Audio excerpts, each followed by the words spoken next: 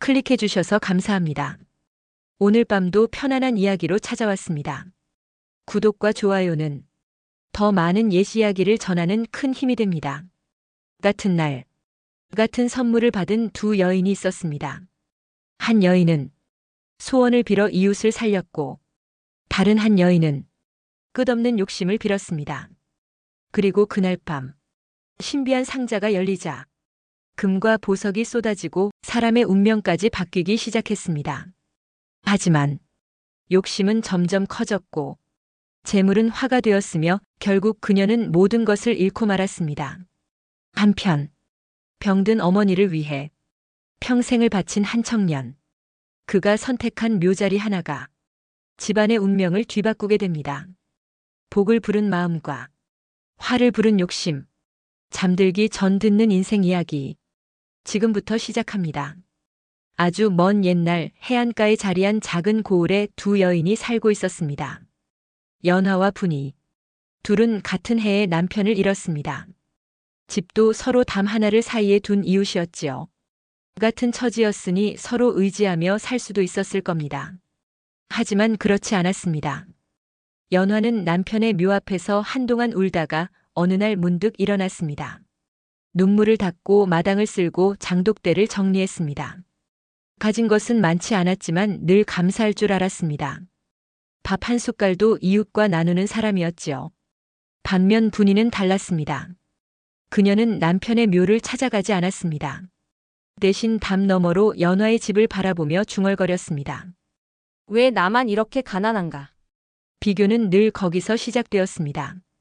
연화가 물을 캐면 분이는 자기 무가 더 작다고 여겼습니다. 연화가 웃으면 분이는 자기에겐 웃을 일이 없다고 생각했습니다. 그렇게 시간이 흘렀습니다. 어느 겨울날이었습니다. 낡은 도포를 걸친 떠돌이 노인이 마을에 들어왔습니다. 행색은 초라했고 지팡이는 낡아 삐걱거렸습니다. 노인은 집집마다 문을 두드렸습니다. 하룻밤만 묵게 해주시오. 하지만 사람들은 문을 열지 않았습니다. 어떤 이는 창문 너머로 고개를 저었고 어떤 이는 아예 대꾸도 하지 않았습니다. 노인은 천천히 골목을 걸었습니다. 그때 연화가 마당에서 빨래를 걷고 있었습니다. 노인과 눈이 마주쳤습니다. 연화는 잠시 망설이다가 조용히 손짓을 했습니다. 추우실 텐데 제 집에서 쉬어가세요. 노인은 고개를 끄덕이고 따라 들어갔습니다. 집은 좁았습니다. 방 하나, 부엌 하나가 전부였지요. 연화는 남은 쌀을 꺼내 죽을 끓였습니다. 많지 않았지만 따뜻했습니다. 노인은 천천히 죽을 받아들었습니다. 고맙소. 연화는 대답 대신 헌 이불을 꺼내 펼쳐주었습니다. 노인은 그 위에 누웠습니다. 밤이 깊었습니다. 연화는 부엌 한쪽에서 눈을 감았습니다. 노인은 어둠 속에서 그녀를 바라보았습니다. 오래도록 바라보다가 조용히 물었습니다. 만약 내게 무엇이든 이룰 힘이 생긴다면 무엇을 원하겠느냐? 연화는 잠결에 대답했습니다. 굶는 이웃이 없으면 좋겠습니다. 노인은 미소를 지었습니다. 그 미소는 어둠 속에서 보이지 않았습니다. 다음 날 아침 노인은 떠났습니다. 떠나기 전 작은 나무 상자를 하나 건넸습니다. 이 상자에 마음을 비추어 보거라. 욕심이 없을 때만 소원이 이루어질 것이다. 연화는 상자를 받아들었습니다.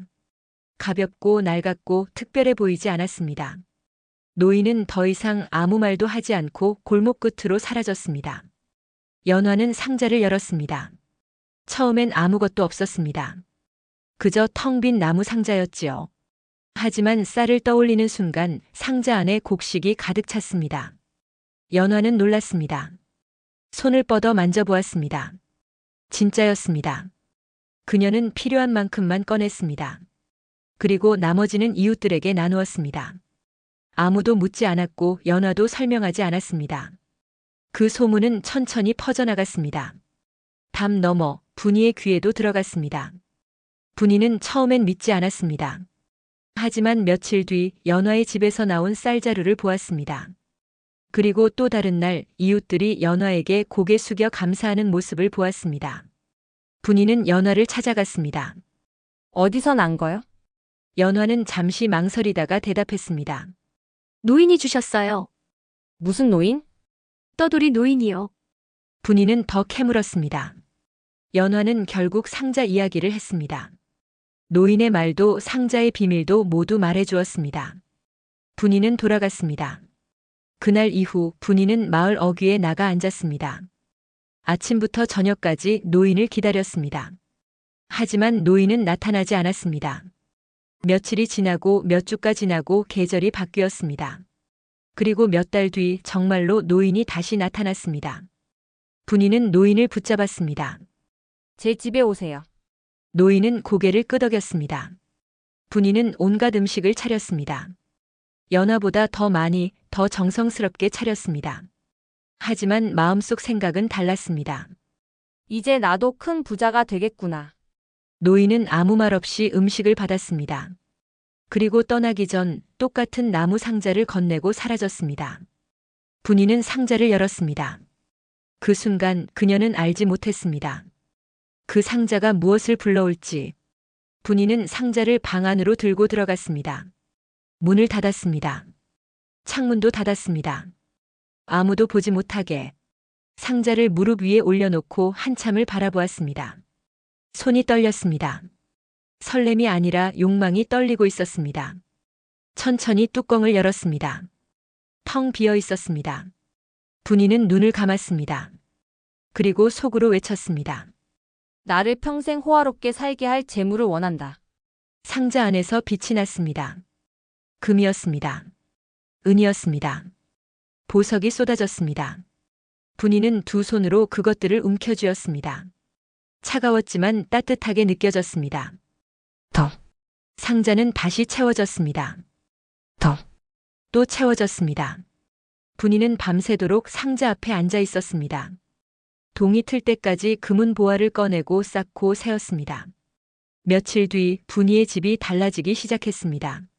낡은 초가는 기와집으로 바뀌었습니다. 마당은 넓어졌고 담장은 높아졌습니다. 종들이 들어왔습니다. 비단옷이 장롱을 채웠습니다. 사람들은 수군거렸습니다.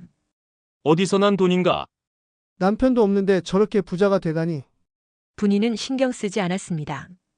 오히려 더 크게 웃었습니다. 더 화려한 옷을 입고 더 많은 음식을 차렸습니다.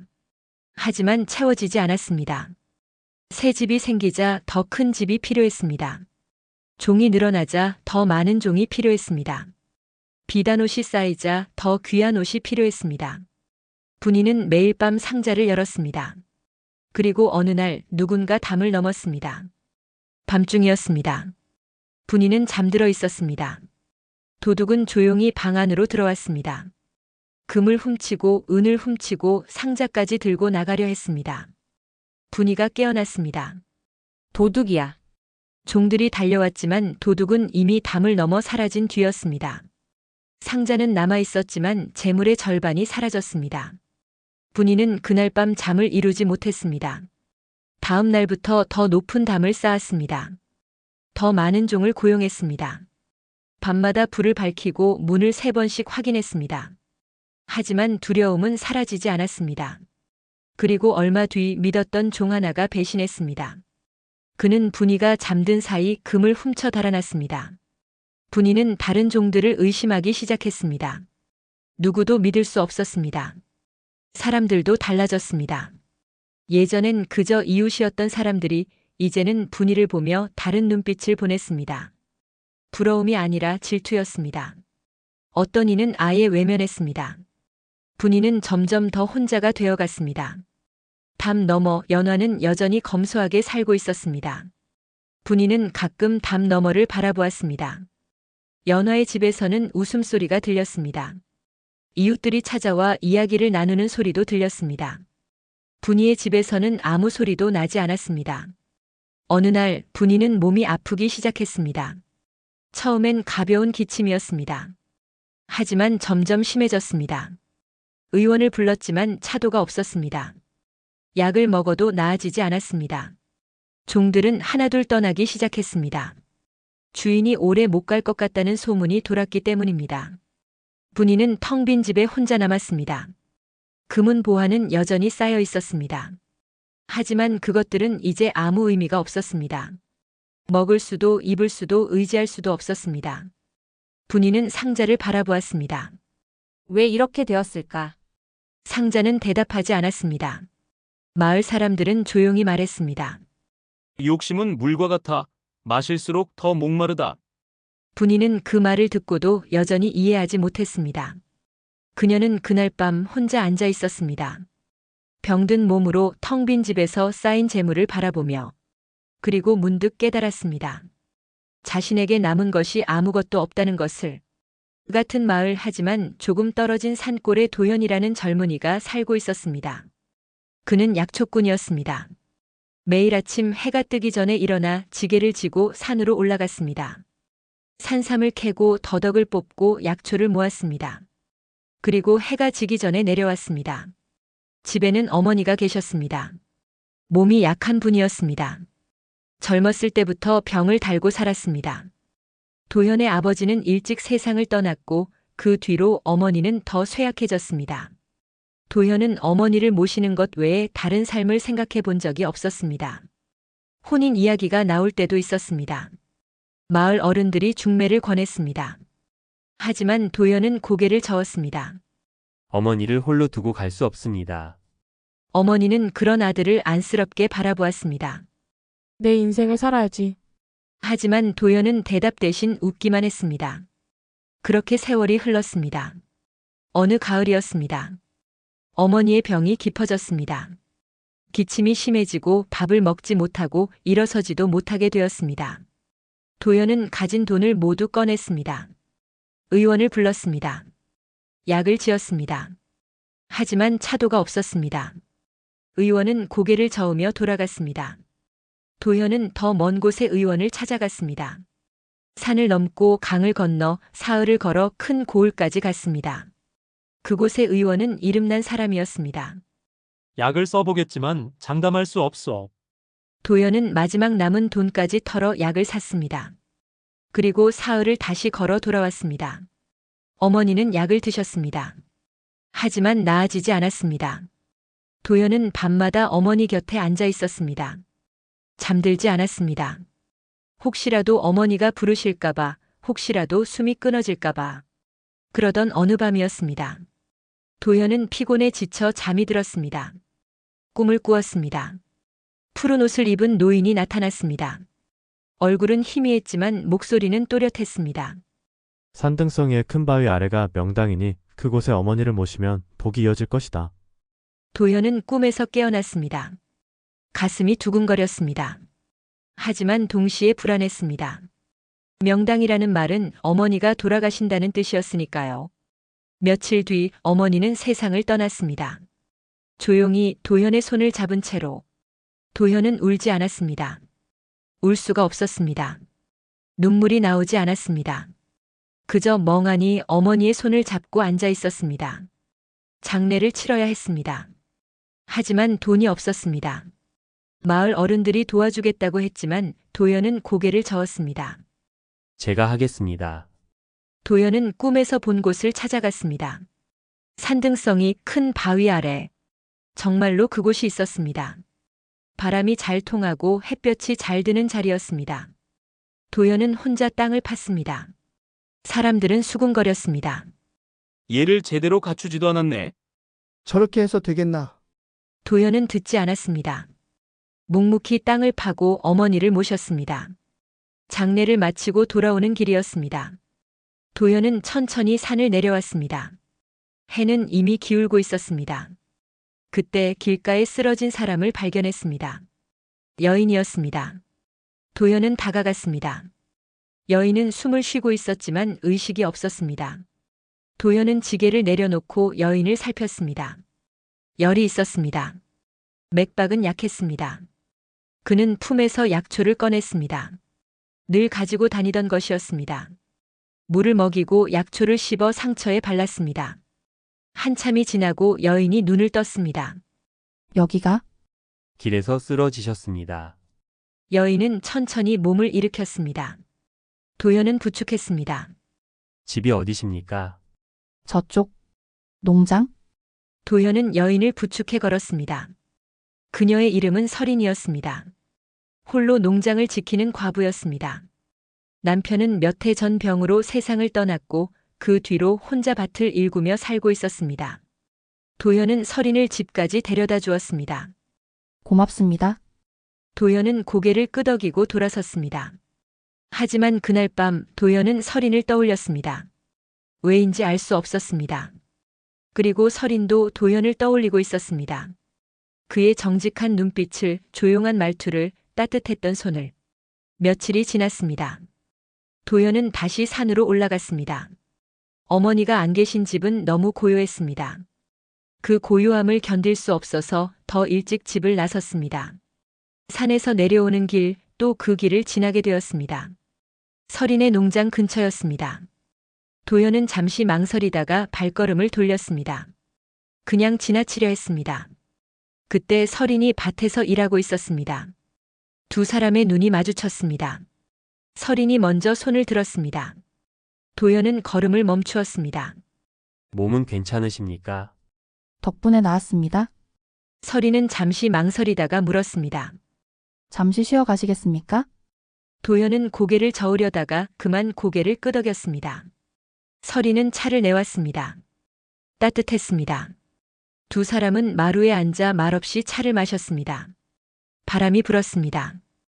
밭의 곡식들이 흔들렸습니다. 혼자 농장을 지키십니까? 예, 힘드시겠습니다. 익숙합니다. 서린은 도연을 바라보았습니다. 댁은? 저도 혼자입니다. 며칠 전 어머니가 돌아가셨습니다. 서린은 아무 말도 하지 않았습니다. 위로의 말을 하려다가 하지 않았습니다. 그저 조용히 차를 따라 주었습니다. 도연은 그 침묵이 고마웠습니다. 해가 기울 때까지 두 사람은 그렇게 앉아 있었습니다. 그 뒤로 도연은 가끔 농장에 들렀습니다. 처음엔 그저 인사를 하고 지나가는 정도였습니다. 하지만 점점 더 자주, 더 오래 머물렀습니다. 서린의 밭을 도와주기 시작했습니다. 무거운 것을 옮겨주고 부러진 울타리를 고쳐주었습니다. 서린은 도연에게 밥을 주었습니다. 소박했지만 따뜻했습니다. 두 사람은 많은 말을 나누지 않았습니다. 하지만 서로의 곁에 있는 것만으로 편안했습니다. 그러던 어느 날 밤이었습니다. 서린이 꿈을 꾸었습니다. 푸른 옷을 입은 노인이 나타났습니다. 도연이 꾸었던 꿈의 그 노인이었습니다. 노인은 말했습니다. 명당의 기운이 이어질 인연이 가까이 있다. 서린은 꿈에서 깨어났습니다. 가슴이 뛰었습니다. 노인의 목소리가 귓가에 맴돌았습니다. 다음 날 도연이 농장에 왔습니다. 서린은 잠시 망설이다가 물었습니다. 혹시 꿈을 꾸신 적 있습니까? 도연은 고개를 끄덕였습니다. 있습니다. 푸른 온노이니? 도연의 눈이 커졌습니다. 두 사람은 서로의 꿈 이야기를 나누었습니다. 똑같은 노인이었습니다. 똑같은 목소리였습니다. 서린은 조용히 말했습니다. 하늘이 맺어준 인연인가 봅니다. 도연은 대답하지 않았습니다. 하지만 그의 눈빛이 말하고 있었습니다. 그날 이후 두 사람은 달라졌습니다.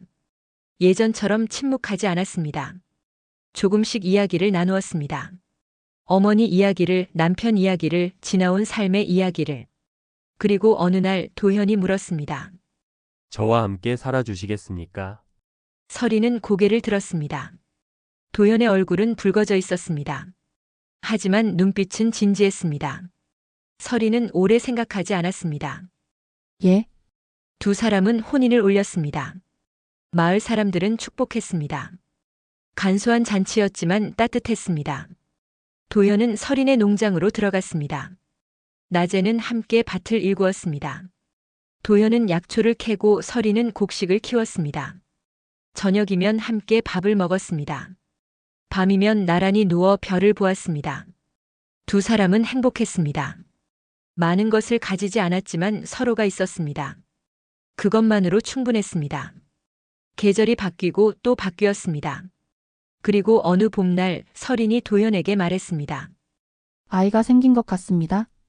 도연은 아무 말도 하지 못했습니다. 그저 서린의 손을 꼭 잡았습니다. 두 사람은 웃었습니다. 오랜만에 마음속 깊은 곳에서 우러나오는 웃음이었습니다. 그날 밤 도연은 어머니의 묘를 찾아갔습니다. 어머니, 저 이제 아비가 됩니다. 바람이 불었습니다. 도현은 그 바람이 어머니의 대답처럼 느껴졌습니다. 명당의 기운이 정말로 이어지고 있었습니다. 하지만 도현은 아직 몰랐습니다. 그 복이 얼마나 크게 이어질지, 그리고 그것이 단지 자신만의 것이 아니라는 것을. 아이가 태어났습니다. 가을이었습니다. 바람이 선선하게 부는 날이었습니다. 산파가 나왔고 서리는 밤새 고통을 견뎠습니다. 도연은 방문 밖에서 주먹을 쥐고 서 있었습니다. 동이 틀 무렵 아이의 울음소리가 들렸습니다. 아들이었습니다. 도연은 방으로 들어갔습니다. 서리는 지쳐 있었지만 웃고 있었습니다. 품에 안긴 아이는 작고 붉고 눈을 감고 있었습니다. 이름은 뭐라고 지을까요? 도연은 한참을 생각했습니다. 하준. 하늘의 준비라는 뜻입니다. 서리는 고개를 끄덕였습니다. 하준. 그 이름은 아이에게 잘 어울렸습니다. 하준이 자라기 시작했습니다.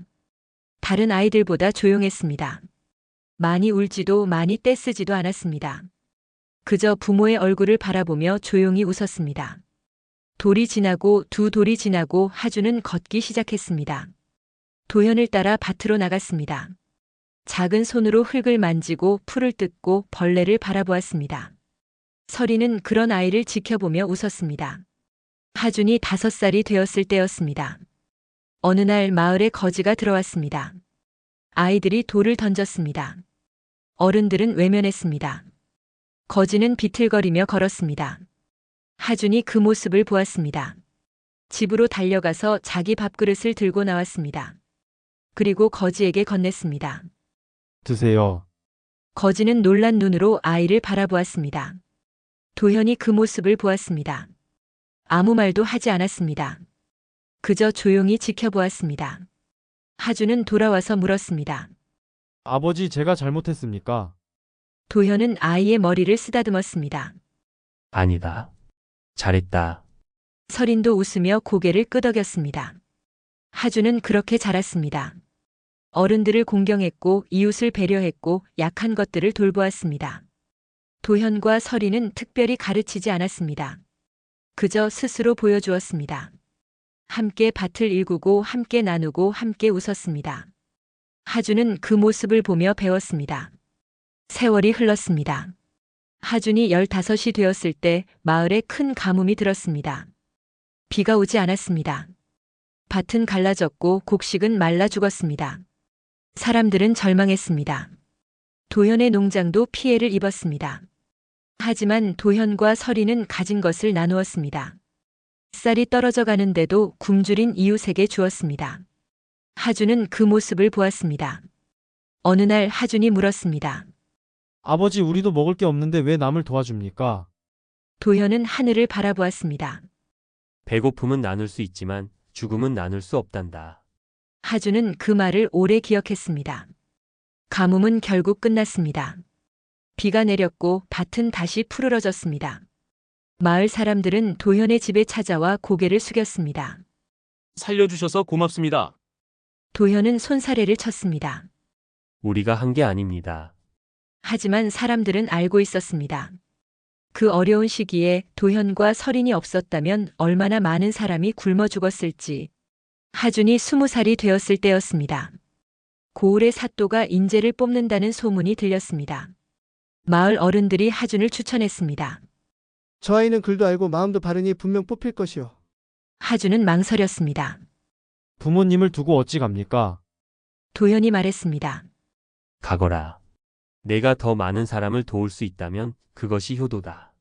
서린도 고개를 끄덕였습니다. 하준은 결국 고을로 갔습니다.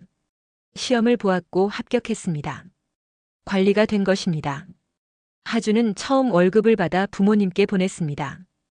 도현과 서리는 그 돈을 받아 마을의 가난한 아이들을 가르치는 서당을 열었습니다. 하준은 고을에서 일했습니다.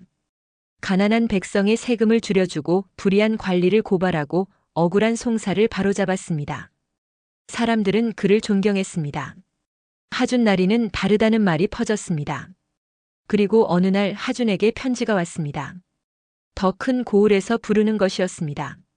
하준은 올라갔습니다. 그곳에서도 마찬가지였습니다. 백성을 돌보고 옳은 일을 했습니다. 명성은 점점 높아졌습니다. 도현과 서리는 멀리서 아들의 소식을 들었습니다. 두 사람은 서로를 바라보며 웃었습니다. 명당의 복이 정말로 이어졌습니다. 어머니께서 지켜주신 겁니다. 그들은 여전히 검소하게 살았습니다.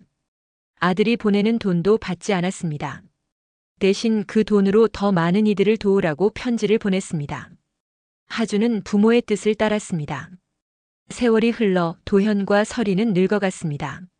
하지만 두 사람의 얼굴에는 평안함이 있었습니다. 후회가 없었습니다. 그들이 심은 씨앗이 이제 큰 나무가 되어 많은 이들에게 그늘을 주고 있었으니까요. 어느 겨울밤 두 사람은 마루에 나란히 앉아 있었습니다. 우리 참 복 많이 받았습니다. 그렇습니다. 별이 빛나고 있었습니다. 그리고 그 별빛 아래 멀리 마을 어귀에서 누군가 걸어오고 있었습니다. 세월은 강물처럼 흘렀습니다. 도현과 서리는 백발이 되었고 하주는 이름난 관리가 되었습니다. 그러던 어느 해였습니다. 연화의 마을에서 소식이 들려왔습니다. 분이가 병들어 누워있다는 소문이었습니다. 도현은 그 이름을 오래전에 들은 적이 있었습니다. 마법 같은 상자 이야기와 함께. 하지만 그것은 먼 마을에 먼 옛날의 일처럼 느껴졌습니다. 그런데 어느 날 정말로 분이가 찾아왔습니다. 아니, 찾아온 것이 아니라 실려왔습니다. 행색은 초라했습니다. 병든 몸을 이끌고 지팡이의 의지에 간신히 걷고 있었습니다. 마을 사람들은 외면했습니다. 욕심쟁이 분이 아닌가? 저 꼴이 되도록 아무도 돕지 않는구만. 분이는 비틀거리며 길을 걸었습니다. 그때 서린이 그 모습을 보았습니다. 저분 쓰러지시겠어요? 도현은 밖으로 나갔습니다. 분이는 그 순간 다리에 힘이 풀려 주저앉았습니다. 도현이 다가갔습니다. 괜찮으십니까? 분이는 고개를 들었습니다. 눈은 흐릿했고 얼굴은 수척했습니다. 물. 한 모금만. 도현은 집으로 들어가 물을 떠왔습니다. 분이는 떨리는 손으로 받아 마셨습니다. 서린이 나왔습니다. 집에서 쉬어 가시지요? 분이는 고개를 저었습니다. 아니요. 난 갈 곳을 찾아가는 중이요. 어디로 가십니까? 연화. 연화를 찾아가오. 도현과 서린은 서로를 바라보았습니다. 연화. 그 이름도 그들은 알고 있었습니다. 연화 어르신은 이 근처에 계시지 않습니다. 분이는 힘없이 웃었습니다. 알고 있어. 하지만 가야 하오. 도현은 분이를 부축했습니다. 일단 쉬십시오. 그리고 제가 모셔다 드리겠습니다. 분이는 더 이상 거부하지 못했습니다. 도현과 서리는 분이를 방으로 들였습니다. 따뜻한 죽을 끓여주고 약초를 다려주었습니다. 분이는 며칠을 그곳에서 쉬었습니다. 어느 날 저녁 분이가 입을 열었습니다. 왜 나를 도와주시오? 도현이 대답했습니다. 도와야 할 이유가 따로 있습니까? 분이는 고개를 떨구었습니다. 나는 평생 남을 돕지 않았소. 욕심만 부렸지. 서리는 조용히 말했습니다. 지나간 일입니다. 아니요. 지나가지 않았소. 내 안에 그대로 남아있소. 분이의 눈에서 눈물이 흘렀습니다. 연화는 나와 같은 처지였소. 하지만 그는 나눴고 나는 움켜쥐었소. 그 결과가 이것이오. 도현은 아무 말도 하지 않았습니다. 분이는 계속 말했습니다. 이제 와서 사과한들 무슨 소용이겠소. 하지만 가야 하오. 가서 말해야 하오. 내가 얼마나 어리석었는지. 며칠 뒤 분이의 몸이 조금 나아졌습니다. 도현은 작은 수레를 준비했습니다. 제가 모셔다 드리겠습니다. 분이는 고개를 저었습니다. 아니요. 혼자 가겠어. 그러시면 또 쓰러지십니다. 그래도 혼자 가야 하오. 분이의 눈빛은 흔들리지 않았습니다. 결국 도현은 수레만 빌려주었습니다. 분이는 수레를 끌고 길을 떠났습니다. 도현과 서리는 그 뒷모습을 지켜보았습니다. 저분이 무사히 도착하실까요? 모르겠습니다. 하지만 저분이 선택한 길입니다. 분이는 사흘을 걸었습니다. 해안가 마을이 보였습니다. 연화가 사는 곳이었습니다. 마을 사람들에게 물었습니다. 연하 어르신이 어디 계십니까? 사람들은 고개를 가로저었습니다. 돌아가셨습니다. 분이는 그 자리에 멈춰 섰습니다. 언제? 석 달 전입니다. 분이의 다리에서 힘이 빠졌습니다. 늦었습니다. 너무 늦었습니다. 사람들이 말했습니다. 묘는 저 언덕에 있습니다. 분이는 언덕으로 올라갔습니다. 작은 봉분이 있었습니다. 비석도 없고 화려하지도 않았습니다. 하지만 주변은 깨끗했습니다. 누군가 자주 찾아와 돌보는 것 같았습니다. 분이는 그 앞에 무릎을 꿇었습니다. 한참을 아무 말도 하지 못했습니다. 그러다가 마침내 입을 열었습니다. 연하. 나요. 분이요. 바람이 불었습니다.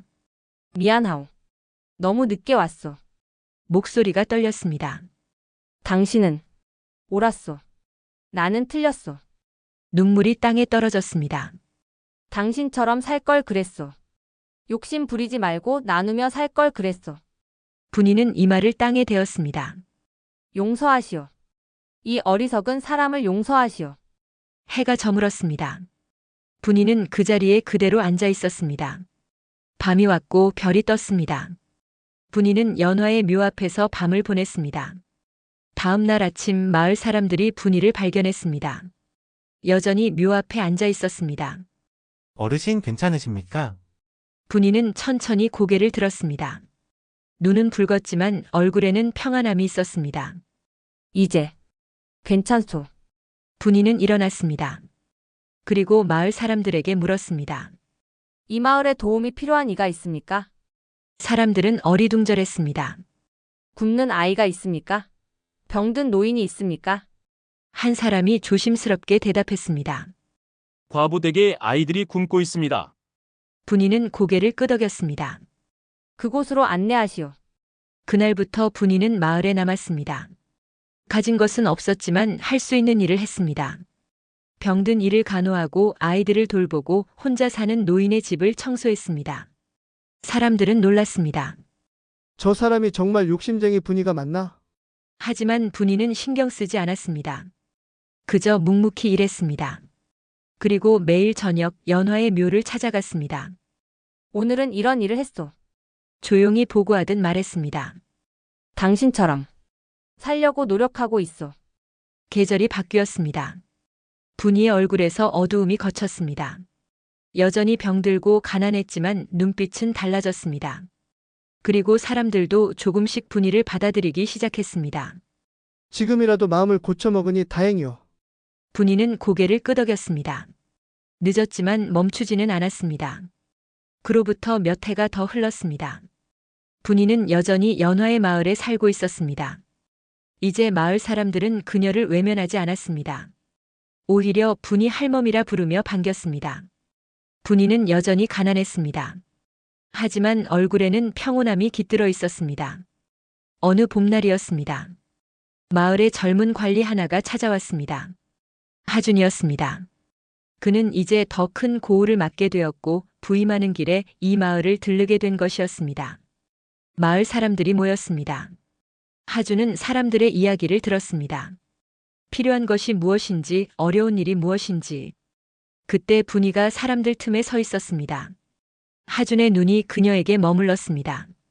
늙고 수척했지만 눈빛만은 맑았습니다. 어르신 말씀하십시오. 분이는 잠시 망설이다가 입을 열었습니다. 이 마을에 우물이 하나 더 있으면 좋겠습니다. 물 길러 가는 길이 멀어 노인들이 힘들어합니다. 하준은 고개를 끄덕였습니다. 알겠습니다. 우물을 파도록 하겠습니다. 분이는 허리를 굽혀 인사했습니다. 하준은 마을을 둘러보다가 언덕의 묘를 발견했습니다. 저것은 누구의 묘입니까?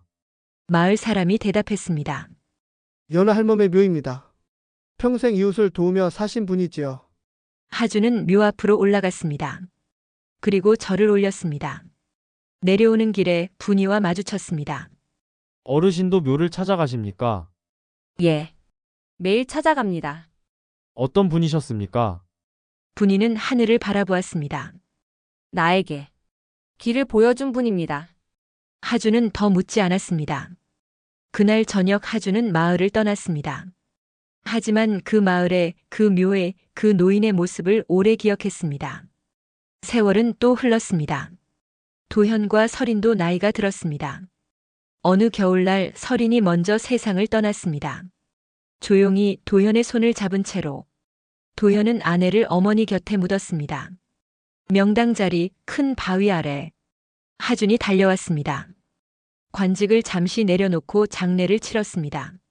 장례가 끝나고 도현과 하준은 묘 앞에 나란히 앉았습니다. 아버지 괜찮으십니까? 도현은 고개를 끄덕였습니다. 괜찮다. 내 어머니는 복된 삶을 살았다. 하준은 아무 말도 하지 못했습니다. 도현이 말을 이었습니다. 하준아, 예, 아버지. 너는 지금까지 잘 살아왔다. 앞으로도 그렇게 살아라. 예. 하지만 기억해라. 높은 자리가 중요한 게 아니다. 그 자리에서 무엇을 하느냐가 중요하다. 하준은 고개를 숙였습니다. 명심하겠습니다. 도현은 아들의 어깨를 두드렸습니다. 그리고 몇 해 뒤 도현도 세상을 떠났습니다. 하준은 아버지를 어머니와 할머니 곁에 묻었습니다. 세 개의 봉분이 나란히 서 있었습니다. 하준은 그 앞에서 오래 앉아 있었습니다. 바람이 불었습니다. 그는 문득 깨달았습니다. 이 모든 것이 할머니의 효심에서 시작되었다는 것을. 아버지의 선택이, 어머니의 마음이, 그리고 자신의 삶이 모두 이어져 있었습니다. 명당의 복은 단지 재물이나 명예가 아니었습니다. 바른 마음이 이어지는 것, 그것이 진짜 복이었습니다. 하준은 일어났습니다. 그리고 다시 자기 자리로 돌아갔습니다. 백성을 돌보고 옳은 일을 하기 위해. 한편 연화의 마을에서는 분이가 여전히 살고 있었습니다. 이제 그녀도 많이 늙었습니다. 걷기도 힘들어졌습니다. 하지만 매일 저녁 지팡이를 짚고 연화의 묘를 찾아갔습니다. 어느 날 저녁이었습니다. 분이는 묘 앞에 앉아 있었습니다. 연아. 나도 이제 곧 갈 것 같소. 바람이 불었습니다. 두렵지는 않소. 오히려 편안하오. 분이는 미소를 지었습니다. 당신 덕분에 마지막은 후회 없이 살 수 있었소. 해가 졌습니다. 분이는 천천히 일어나려 했습니다. 하지만 다리에 힘이 들어가지 않았습니다. 그대로 주저앉았습니다. 마을 사람이 지나가다가 발견했습니다. 분이 할멀. 사람들이 달려왔습니다. 분이를 집으로 옮겼습니다. 의원이 왔지만 고개를 저었습니다. 오래 못 가실 것 같습니다. 마을 사람들이 곁을 지켰습니다. 분이는 그들을 바라보았습니다. 고맙소. 이 늙은이를 받아준 것. 사람들은 눈물을 흘렸습니다. 무슨 말씀을 그리 하십니까? 분이는 눈을 감았습니다. 그리고 조용히 숨을 거두었습니다. 사람들은 분이를 연화의 묘 옆에 묻었습니다. 두 개의 봉분이 나란히 서게 되었습니다. 평생 달랐던 두 사람이 마지막에는 함께하게 된 것입니다. 세월이 흘러 이야기는 전해졌습니다. 욕심을 부린 여인과 나눔을 실천한 여인의 이야기. 그리고 효심으로 복을 이어받은 가족의 이야기. 사람들은 그 이야기를 들으며 말했습니다. 마음이 씨앗이 되고 씨앗이 열매가 되는구나. 늦어도 고치면 되는 것이구나. 밤이 깊었습니다. 어느 마을의 한 노인이 손자에게 이 이야기를 들려주고 있었습니다. 그래서 할아버지, 그 사람들은 어떻게 되었어요? 노인은 미소를 지었습니다. 연하는 존경받으며 떠났고 분이는 용서받으며 떠났단다. 도연과 설이는 사랑하는 이들과 함께 묻혔고 하주는 많은 백성을 도왔지. 그럼 누가 제일 행복했어요? 노인은 한참을 생각했습니다. 모두 행복했단다. 각자의 방식으로. 어떻게요? 마음을 비웠으니까. 아이는 고개를 갸웃했습니다. 노인은 아이의 머리를 쓰다듬었습니다. 언젠가 알게 될 거야. 채우는 것보다 중요한 게 비우는 것이라는 걸. 창밖으로 달이 떠올랐습니다. 고요한 밤이었습니다. 어디선가 바람이 불어왔습니다. 그 바람은 산을 넘고 들을 지나 묘를 스쳐갔습니다. 연화의 묘, 분이의 묘, 도현과 설인의 묘. 바람은 그들 모두를 어루만지듯 지나갔습니다. 그리고 조용히 사라졌습니다. 이야기도 그렇게 끝이 났습니다. 하지만 진짜 끝은 아니었습니다. 누군가 이 이야기를 기억하는 한, 누군가 이 이야기에서 배우는 한, 이야기는 계속 이어질 것입니다. 마음에서 마음으로, 세대에서 세대로, 그렇게 영원히 같은 선물을 받아도 어떤 이는 복을 얻고 어떤 이는 화를 맞이합니다. 욕심은 끝이 없지만 나눔은 결국 마음을 채웁니다. 부모를 향한 효심, 이웃을 향한 따뜻한 손길, 그리고 작은 선행 하나가 결국 인연이 되고 복이 되어 돌아왔습니다. 오늘 들려드린 이야기가 잠들기 전 마음을 조금은 따뜻하게 해드렸길 바랍니다. 이야기가 좋으셨다면 구독과 좋아요로 함께 해주세요. 여러분의 작은 응원이 더 많은 옛 이야기를 전하는 큰 힘이 됩니다. 다음 이야기에서도 편안한 밤을 함께 하겠습니다. 좋은 꿈 꾸시고 편안한 밤 되십시오.